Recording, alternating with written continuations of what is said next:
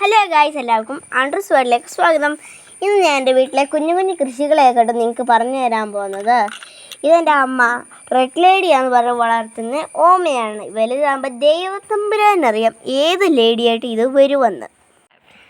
ഞങ്ങളുടെ വീട്ടിലുണ്ടല്ലോ പല സൈസിൽ, പല കളറിൽ, പല ഷേപ്പിലുള്ള കാന്താരികളുണ്ട്, അല്ലെങ്കിൽ മുളകുകളുണ്ട്. ഞങ്ങളുടെ വീട്ടിൽ ഉണ്ടമുളകുണ്ട് കേട്ടോ. അതെൻ്റെ മമ്മി ഒരു തവണ ചിക്കൻ കറിക്കകത്തിട്ടു. എൻ്റെ ചേച്ചി സ്കൂളിൽ നിന്ന് വന്നിട്ട് അത് കഴിച്ചിട്ട് മമ്മിയോട് ചോദിച്ചു, മമ്മി ഇതിനകത്ത് സാമ്പ്രാണിപ്പൊടി കിട്ടോ? ഇല്ല, എന്താടി? അതിന് സാമ്പ്രാണി ടേസ്റ്റ് ഉണ്ട് കേട്ടോ. എന്നാലും അവൾ ആ ചിക്കൻ കറി കഴിച്ചു ഗൈസ്. ഞങ്ങൾ കുഞ്ഞുപിള്ളേരെ പോലെ വളർത്തിയ മുളകാണ് ഗൈസ്. പക്ഷേ സാമ്പ്രാണിയുടെ മണവും ടേസ്റ്റ് എന്ന് പറയുക സാമ്പ്രാണി, അസിൽ സാമ്പ്രാണിയാണ് ഗൈസ്. അത് കുറച്ച് ആൾക്ക് മുമ്പ് ഞങ്ങളുടെ വീട്ടിൽ കോവയ്ക്ക ഉണ്ടായിരുന്നു ഗൈസ്.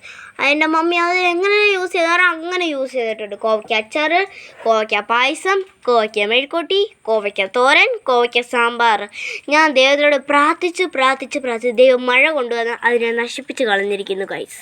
നെക്സ്റ്റ് തക്കാളിയാണ് ഗൈസ്. ഇത് ഞങ്ങൾ കുറേ തക്കാളിയുടെ സാപ്ലിങ്സ് നട്ടു വെച്ചതാണ്.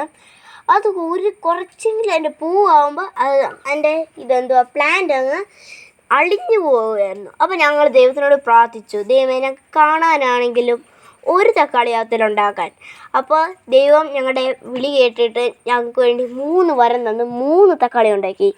അതിലെ 1ാമത്തെ തക്കാളിയാണ് ആ പഴുത്ത് ചുമന്ന് തുടുത്ത് നിൽക്കുന്നത്. ഇതൊരു അത്ഭുത കപ്പയാണ് ഗൈസ്, അത്ഭുത കപ്പ. എൻ്റെ അപ്പം കഷ്ടപ്പെട്ട് നട്ട് വെച്ച കപ്പയാണ്. രാവിലെ എണീച്ച് നോക്കുമ്പോൾ ഇത് എന്തെങ്കിലും ജീവികൾ വന്നിട്ട് ഇതിനെ മണ്ടയ്ക്ക് പറിച്ചിടും, വീണ്ടും എൻ്റെ അപ്പം കുഴിച്ചിടും, വീണ്ടും മണ്ടയ്ക്ക് പറിച്ചിടും. അങ്ങനെ 2 ആഴ്ച കൊണ്ട് ഇത് വളർന്നതാണ്. ഇതിന് ആയുസ്സുണ്ടെങ്കിൽ ഇത് വളർന്ന് ഞങ്ങൾ പറിക്കാൻ നേരത്ത് ഇതിനെക്കുറിച്ചൊരു ഫോട്ടോ എടുത്ത് തരുന്നതായിരിക്കും ഞാൻ. ഇത് ഞങ്ങളുടെ വീട്ടിൽ ലേറ്റസ്റ്റായിട്ട് നട്ട് വെച്ചേക്കുന്ന പ്ലാന്റാണ്. പേര് കുമ്പളം. നിങ്ങൾക്ക് ആർക്കെങ്കിലും നോൺ വെജ് ഉണ്ടാവുന്ന പ്ലാന്റിനെ കുറിച്ച് അറിയാമെങ്കിൽ കമൻറ്റ് ബോക്സിൽ കമൻറ്റ് ചെയ്യണം. എനിക്ക് ഈ സാധനങ്ങളൊന്നും വേണ്ട ഗൈസ്. ഇതാണ് ഉള്ളതിൽ വെച്ച് എനിക്ക് ഇഷ്ടമുള്ള സാധനം, സ്വീറ്റ് പൊട്ടറ്റോ.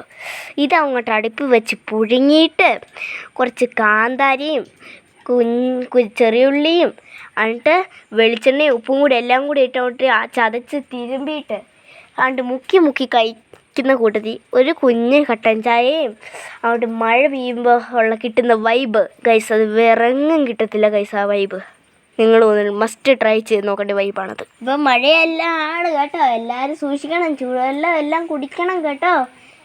എല്ലാവരും ലൈക്കും ഷെയറും സബ്സ്ക്രൈബും ചെയ്യാൻ മറക്കല്ലേ. അപ്പോൾ വീണ്ടും അടുത്ത വീഡിയോ കാണുന്നിടം വരെ ബൈ ബൈ.